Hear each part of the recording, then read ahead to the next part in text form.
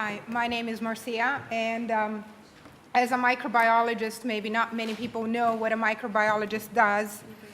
I spend most of my life looking through a microscope at really, really, really tiny things. And doing that, it is amazing how many small details I miss out in real life, because I lose a lot of things in the small details. One of the small details was when they asked me to come here to talk about, they said, well, we're going to have a night, we're going to talk about food, business lunches, things like that. I missed the small detail that it was mainly Italian. So what I'm here to talk about you today is how I've missed small details in several other lunches that have brought me some issues.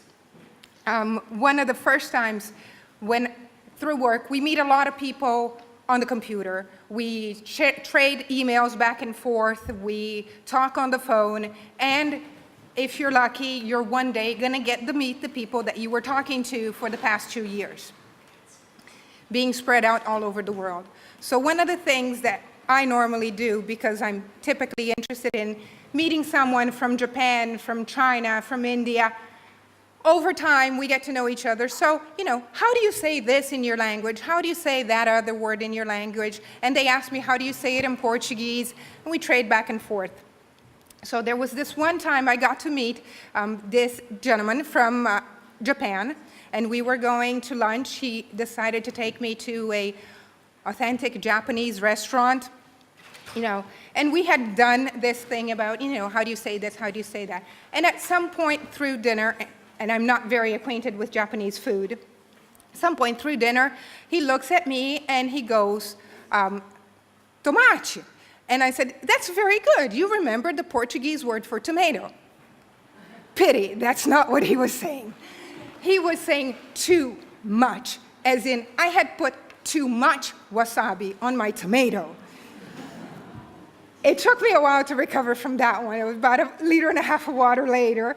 He didn't know if he was embarrassed or he was just crying so hard, laughing so hard. It was one of those experiences that from then on, I definitely knew what wasabi was and exactly that I should not touch it.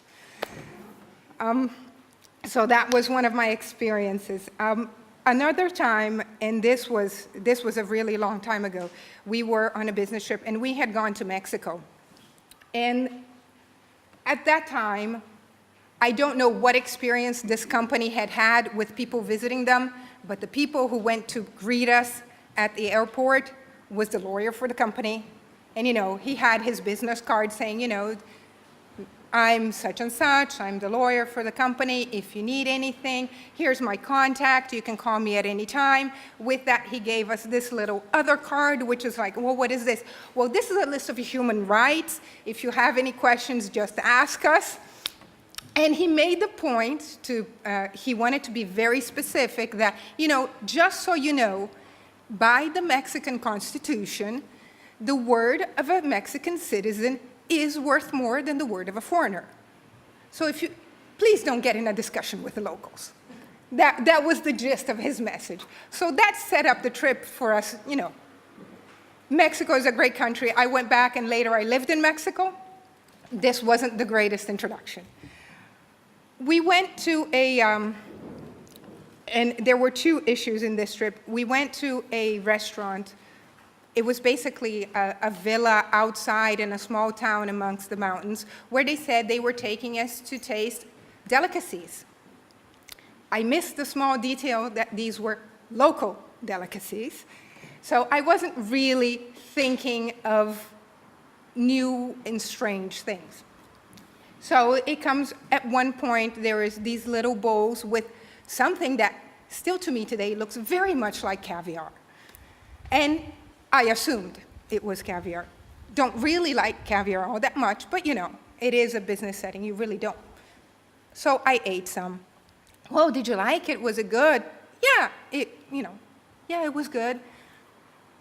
They go on to tell me, yes, this is a local delicacy, it's extremely hard to get. The way that they have to harvest it is they have to use these sticks and this is when it starts to dawn on me that this probably wasn't caviar. Apparently, what they have in this region is ant eggs, which is considered a delicacy. Not any kind of ant egg, this specific kind of ant egg, which didn't make a difference to how bad I felt afterwards. It really didn't. And then the other thing I have, having had a few of this experience, I obviously had my run-in with rajas in Mexico, which is on the outside, it looks exactly like sweet green peppers. Exactly like it. You wouldn't tell the difference until you bite it. That's when you learn it really is kind of one of their most spiciest kind of chilies. So I decided early on in that trip that I was going to say that I really didn't want anything spicy, no chili in my food, which made people very upset. So I decided to go with a different route.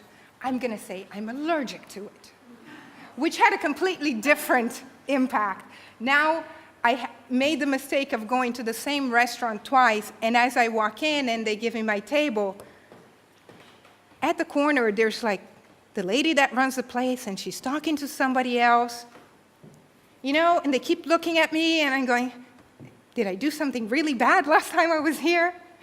Didn't know what was going on. And at one point, towards dessert, they come over and they bring this dessert for me, you know, compliments of the house, and I, you know, not really understanding what was going on.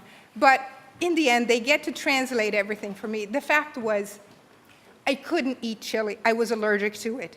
So obviously, that was a huge setback in my life. And they really didn't know how I had coped all these years eating food that didn't taste like anything. So they wanted to make it up to me by giving me this special dessert that didn't have chili on it, but it was also very tasty. So I kind of, by getting myself out of something, I felt really guilty for a while, but I really couldn't take any more chili, so that's it.